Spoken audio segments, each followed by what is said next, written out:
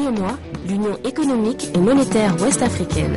L'UEMOA, 8 pays, un destin commun, un espace économique harmonisé, ouvert et concurrentiel.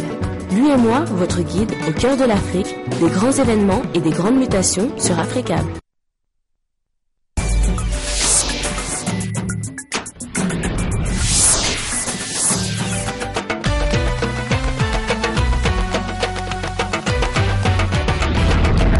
Vendredi 10 mai 2013, bonsoir, voici les titres de ce journal.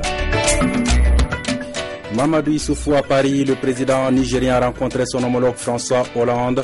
Au menu de discussion, la renégociation du contrat d'Areva et les élections au Mali. 2 ans après la normalisation de la vie sociopolitique, comment vivent les habitants des quartiers précaires de Côte d'Ivoire et qu'attendent-ils du gouvernement? Les concernés répondront eux-mêmes dans ce journal. C'est un vrai miracle. 17 jours après l'effondrement des ateliers de Dhaka au Bangladesh, une femme a été retrouvée vivante dans les décombres. Une lueur d'espoir au milieu de la pire catastrophe industrielle du pays. Voilà pour le sommaire. Le président nigérien Mamadou Issoufou est à Paris où il a rencontré son homologue français François Hollande au menu de discussion. Je vous l'annonçais tout à l'heure dans les titres, la question de la renégociation du contrat d'Areva. Selon des sources proches du dossier, les choses avancent et bien. Concernant le Mali, les 2 hommes d'État se disent confiants quant à la tenue d'élections en juillet sur toute l'étendue du territoire national. Je vous propose d'écouter le chef de l'État nigérien Mamadou Issoufou. Aujourd'hui, nous pouvons considérer que les terroristes et les trafiquants de drogue sont militairement vaincus, même si ils vont continuer à développer des actions asymétriques, pas plus tard d'ailleurs que ce matin. Maintenant, il reste l'objectif politique, c'est l'organisation d'élections.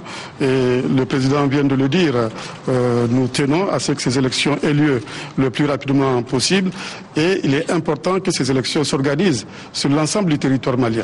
Tous les Maliens, quel que soit leur lieu de résidence, doivent jouir de leur droit de vote. Et nous ferons en sorte que les dispositions soient prises pour qu'il en soit ainsi. Un mot d'économie à présent. Le nouveau directeur général de la Bourse régionale des valeurs mobilières Edokossi Amenvouvé est en visite au Niger pour redynamiser le partenariat entre la BRVM et les acteurs économiques nigériens en vue de la promotion du marché financier au sein de l'Union économique et monétaire ouest-africaine. Pour plus de précisions, je vous propose d'écouter au micro de nos correspondants permanents à Niamey Sarkia Boubacar Razagabaté, le nouveau directeur général de la BVRM. Nous sommes effectivement au Niger depuis hier pour rencontrer les acteurs actuels et les acteurs potentiels du marché financier régional. Il s'agit pour nous de venir exposer à ces acteurs-là notre nouvelle vision stratégique et nos actions que nous comptons mener pour la promotion et le développement du marché financier au sein de notre Union et particulièrement au Niger. Vous savez, depuis quelques mois, nous avons retenu de rendre la bourse plus accessible aux entreprises, de rendre également la bourse plus accessible aux investisseurs particuliers. Donc il est important pour nous de rencontrer dans les différents pays les acteurs pour discuter des possibilités, des opportunités qui sont offertes par la bourse de manière à ce que par leurs interventions sur le marché, ces acteurs-là puissent apporter leur contribution au financement de nos économies. Donc c'est dans ce cadre-là que nous sommes au Niger. Nous avons pu rencontrer quelques entreprises, nous avons rencontré la direction du Trésor, nous allons rencontrer demain la Chambre de commerce et également quelques compagnies d'assurance. Il s'agit pour nous de voir tous ces acteurs-là, de recueillir également leurs préoccupations et intégrer leurs préoccupations dans vraiment nos actions de développement. Voilà, c'était là le directeur général de la Bourse régionale des valeurs mobilières en visite à Niamey, au Niger. Le Pakistan, à la veille d'un scrutin crucial des législatives qui devront permettre de consolider les acquis démocratiques dans le pays. L'ancien Premier ministre Nawal Sharif et l'ancienne star du cricket Imran Khan font figure de favoris. Un scrutin sous haute tension car les talibans ont promis de multiplier les attaques dans le pays. Véhicules blindés, chars et armes lourdes. Ces militaires ne partent pas au combat, ils s'apprêtent à assurer la sécurité des élections générales pakistanaises. L'état-major annonce un dispositif hors du commun, 600 000 hommes déployés dans tout le pays, notamment pour assurer la sécurité des bureaux de vote. L'armée pakistanaise se doit d'assurer des élections libres et justes, sans pression et sans entrave. La population doit pouvoir sortir et voter sous la protection de ses militaires. Et la menace est sérieuse. Le chef des talibans pakistanais aurait ordonné des attentats suicides le jour du vote. Plusieurs attaques ont déjà été perpétrées ce vendredi dans les zones tribales du Waziristan et ici à Quetta, dans le Balouchistan. Désormais terminée, la campagne électorale est la plus violente qu'ait connue le pays. Plus de 110 morts en avril, une cinquantaine depuis début mai. Dans ces circonstances, la participation est la grande inconnue. Dans beaucoup d'endroits, la situation sécuritaire empêcherait les gens d'aller voter. Mais nous devons le faire pour sauver le Pakistan. Ce scrutin est notre responsabilité et nous devons voter honnêtement. Sinon, ce sera un échec pour notre pays et cette nation ne progressera jamais. La pression des talibans s'exerce aussi sur les candidats. Certains ont été menacés, d'autres enlevés, comme Ali Haider Gilani, fils de l'ancien Premier ministre. Les deux favoris des élections législatives, les voici. D'un côté, l'ultra-conservateur Nawaz Sharif, leader de la Ligue musulmane. De l'autre, Imran Khan, gloire du cricket, victime récemment d'un accident. Samedi, c'est depuis son lit d'hôpital qu'il s'adressait à ses partisans. Troisième force en présence, le parti du peuple pakistanais. Son candidat, Bilawal Bhutto Zardari, fils de l'actuel président Asif Ali Zardari et de l'ancienne première ministre Benazir Bhutto. L'homme n'a fait campagne qu'à la télévision et se trouverait dans un pays étranger. Il n'oublie pas l'attentat qui a tué sa mère il y a 5 ans, lors de la campagne pour les dernières législatives. Je vous l'annonçais dans les titres, un miracle dans les décombres de Dhaka. Une femme a été retrouvée vivante 17 jours après l'effondrement d'un immeuble au Bangladesh. Les secours ont réussi à la dégager après l'avoir localisée. C'est une lueur d'espoir au milieu de la pire catastrophe industrielle du pays. Au milieu des décombres, les sauveteurs n'y croyaient plus. Alors qu'ils étaient sur le point d'arrêter les recherches, leur regard a été attiré vers un trou. J'étais en train de découper une barre d'acier et j'ai vu un bâton de couleur argentée qui bougeait depuis un trou. J'ai regardé et entendu quelqu'un crier « S'il vous plaît, sauvez-moi ». C'était la voix de cette femme retrouvée vivante et en bonne santé 17 jours après l'effondrement du Rana Plaza, l'immeuble qui abritait plus de 3000 ouvriers du textile. Coincée dans une salle de prière entre une poutre et un pilier, elle a survécu grâce à une petite réserve de nourriture. On suppose aussi qu'elle a pu boire l'eau déversée sur le bâtiment pendant l'opération de sauvetage. Cette catastrophe est l'une des pires de l'histoire industrielle mondiale. Son bilan s'établit désormais à plus de 1000 morts. Dans les ateliers textiles du Bangladesh, les accidents sont très fréquents. Hier encore, dans la banlieue de Dhaka, 8 travailleurs ont péri dans l'incendie de leur usine. Au Mali, la commission Dialogue et Réconciliation entend adopter une stratégie qui vise à informer toutes les communautés maliennes, tant à l'intérieur qu'à l'extérieur, afin de mieux connaître son mandat, ses objectifs et ses moyens d'action. Pour ce faire, une conférence sur la paix et la réconciliation nationale a eu lieu ce vendredi à Bamako. Donc, nos reporters Djibril Amaïga et Moussa Bari ont recueilli la réaction de quelques participants. Je vous propose de les écouter. Le Mali vient de nommer sa commission de dialogue et reconstruction. C'est important que cette commission réussisse avec ses objectifs, qui sont des objectifs bien pour arriver avec la paix sur tout le pays. Et donc, c'était une première rencontre de contact, mais c'est aussi une rencontre avant tout pour partager avec la commission aussi d'expériences ailleurs, pour stimuler une discussion, pour stimuler une réflexion et donc contribuer au bon succès de cette commission. Nous allons entamer un processus très très difficile qui est le dialogue et la réconciliation d'un pays déchiré il y a plus d'une année. Et c'est très très capital qu'on se rencontre pour qu'on discute, échanger avec d'autres des expériences et puis en fait préparer peut-être d'autres grandes rencontres qui vont arriver. C'est une commission très très confiante qui rencontre des partenaires aussi très disponibles à nous accompagner dans notre manière, mais dans une manière universelle. C'est-à-dire on ne nous accompagnerait pas parce que nous sommes des Maliens, on veut faire notre malienneté sur des choses qui ne sont pas conventionnelles, mais nous avons vu des partenaires très ouverts qui sont prêts à nous accompagner et je pense que ça nous donne beaucoup d'espoir pour pouvoir vraiment faire notre mission avec brio. Nous restons au Mali, mais pour parler culture, cette fois-ci avec l'association des jeunes cousins du Mali qui a organisé hier jeudi une journée de cousinage à plaisanterie. C'était au lycée Ibrahim Ali de Bamako. La rencontre a pour objectif la consolidation de la paix au Mali à travers le cousinage à plaisanterie, un ciment de la cohésion sociale et des rapprochements entre toutes les communautés du Mali. L'association a aussi présenté son nouveau président, riche en coureurs. La cérémonie a donc pris fin par un match de football entre les cousins du Mali.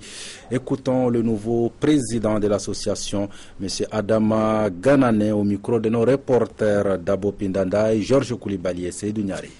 Nul ne sent ignorer que depuis un certain temps, le Mali, notre chère patrie, traverse des pages dites de son histoire. Le Mandé n'est pas fier de ses fils qui sont sur le point d'oublier les accords de Kourkamfouga. C'est pour toutes ces raisons que nous, association des jeunes cousins du Mali, avons décidé d'organiser une journée de plaidoyer autour du cousinage et des alliances à plaisanterie. Nous voulons à l'issue d'échanges fruités entre Dogon, Soraï, Pel, Bambara, Malenke, Senenfo, Mianka, Bobo, Touareg, Kassoge, Sarakole, Bozo, Arabes et leurs semblables. Enfin, nous lançons un vibrant appel à toutes les couches sociales des différentes localités pour conserver notre unité nationale qui nous est très chère. Respectons notre devise, un peuple, un but, une foi. Voyons à présent ce qui fait le reste de l'actualité en bref et en images en Afrique et dans le monde dans cette compilation signée Aminata Mariko. Le soutien de la population tchadienne à l'opération militaire au nord Mali ne faiblit pas. Malgré le lourd tribut payé par l'armée tchadienne lors de l'assaut sur le repère des djihadistes dans le massif des Ifogas. Le Front Polisario a fêté ce vendredi ses 40 ans.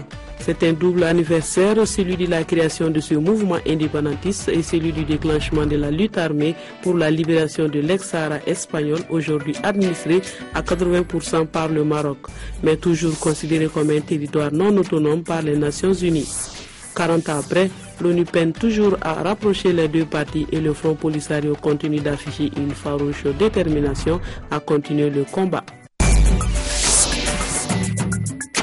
Afrique du Sud, les négociations sur les salaires dans les mines promettent d'être difficiles. Avant même l'ouverture des négociations, l'atmosphère est tendue. En plan, le numéro 1 mondial du platine s'apprête à annoncer un plan de suppression d'emplois.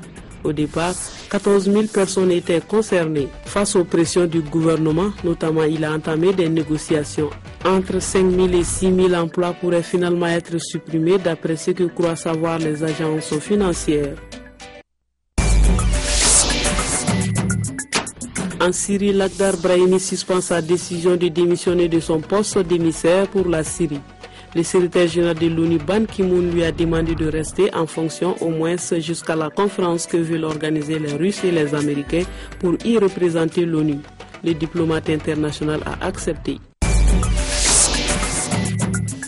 Allons à présent en Côte d'Ivoire avec cette question. 2 ans après la normalisation de la vie sociopolitique, comment les habitants des quartiers précaires qualifiés des zones à risque vivent-ils leurs difficultés et qu'attendent-ils justement du gouvernement ivoirien? Tentative d'explication avec nos confrères de la télévision ivoirienne. Branchement anarchique des fils électriques, insalubrité grandissante, construction en matériel de récupération. Voilà le décor qui s'offre à tout visiteur des quartiers précaires des communes du district d'Abidjan. Malgré les problèmes d'assainissement, plusieurs personnes préfèrent ces quartiers. Et pour cause. Il n'y a pas d'argent, on fait comment? Les maisons coûtent moins cher, les baraques, maisons en bois 10 000, en dur 15 000. Des maisons moins chères, seul avantage sans doute pour les habitants de ces quartiers.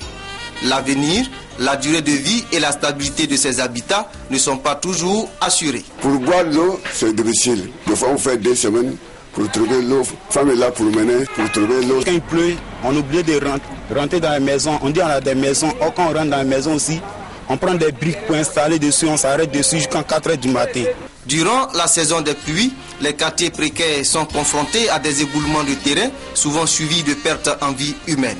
Il y a une maison qui est cassée juste avant-hier là, où il y avait la pluie. La grâce de Dieu, il n'y avait pas de mort. Mais il y avait une femme, la femme qui était dedans avec ses enfants, elle a eu blessure. Conscient de la gravité de la situation, le gouvernement a initié en 2012 une opération. Elle consistait à faire déguerpir certaines habitations à risque et à encourager financièrement les populations déguerpies à se loger dans d'autres quartiers hors de tout danger. Un an après, l'on est retourné sur les traces du gouvernement Agbepouto, un ancien quartier précaire de la commune d'Atekoubé. Constat. Les membres du gouvernement sont arrivés avec la police nationale pour déguerpir les sites qui sont dangereux. Donc, ce qui fait qu'on a donné l'argent à ceux qui étaient concernés. Dès qu'ils ont pris l'argent, ils sont partis chercher maison ailleurs. Depuis ce jour, on ne les a plus vus. Dans d'autres zones à risque, les habitants attendent toujours le soutien financier du gouvernement.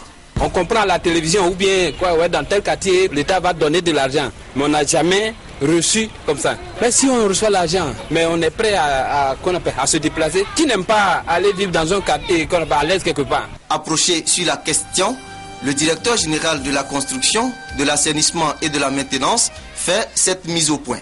Les personnes qui étaient concernées, c'était les personnes qui étaient vraiment dans les ravins, dans les flancs de montagne, dans les zones où à tout moment il pouvait y avoir éboulement et puis ces personnes pouvaient perdre leur vie. Nous avons identifié 2681 familles qui devaient partir et chacune devait percevoir 150 000 francs pour leur permettre de se reloger ailleurs.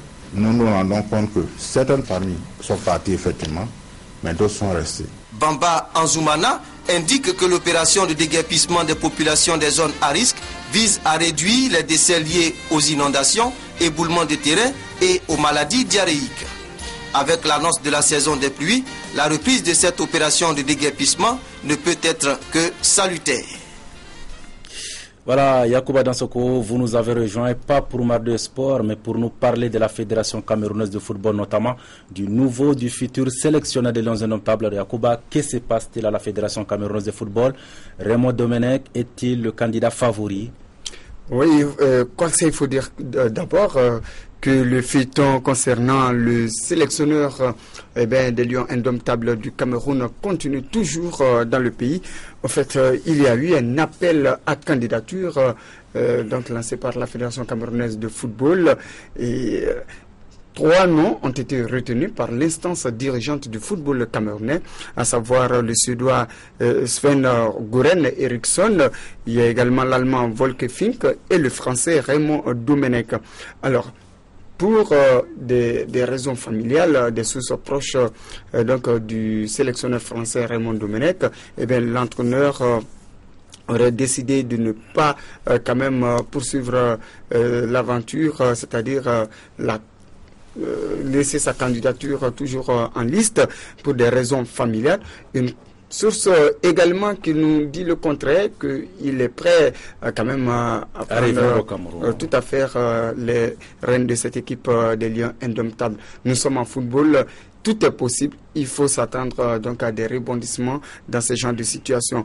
Mais attention, celui qui a le plus d'expérience africaine parmi ces 3, il s'agit du Suédois Sven Goran Eriksson qui a dirigé la Côte d'Ivoire, on se rappelle, lors du mondial 2010 en Afrique du Sud. Donc avantage pour Goran Eriksson, mais attention, il propose un salaire de 40 millions de francs CFA contre 10 millions pour l'Allemand Volker Fink et 13 millions pour Raymond Domenech.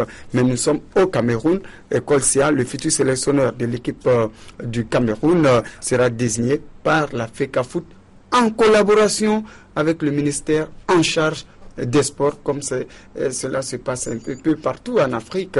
C'est le cas du Mali, on se rappelle en 2011 quand l'autre devrait signer avec les Aigles du Mali, Alain Giresse. Il y avait de grosses pointures, de très grands noms du football mondial, et notamment Roger Lemaire qui a gagné, on se rappelle, en 2000 € avec la France. Il y avait également Alain Perrin, l'ancien entraîneur de l'Olympique lyonnais, mais le choix est porté sur Alain Giresse qui avait quand même la masse salariale quand même qui faisait les affaires du ministère malien des sports, et à ce stade il faut faire un choix vraiment qui peut quand même arranger l'État. Le pays. Et voilà. Yacouba Dansoko, merci pour toutes ces précisions. Merci. Voilà, mesdames, messieurs, c'est la fin de ce journal. Mais avant de nous quitter, comme tous les soirs, voici votre programme de la soirée sur Africable Télévision. Tout à l'heure à 20h30, votre émission à votre avis, 21h30 Afrique Info Première, partie 22h15, votre série Chouarg, et à partir de 22h40, un documentaire sur la décolonisation en Afrique et dans le monde. Excellent week-end à toutes et à tous, et à demain.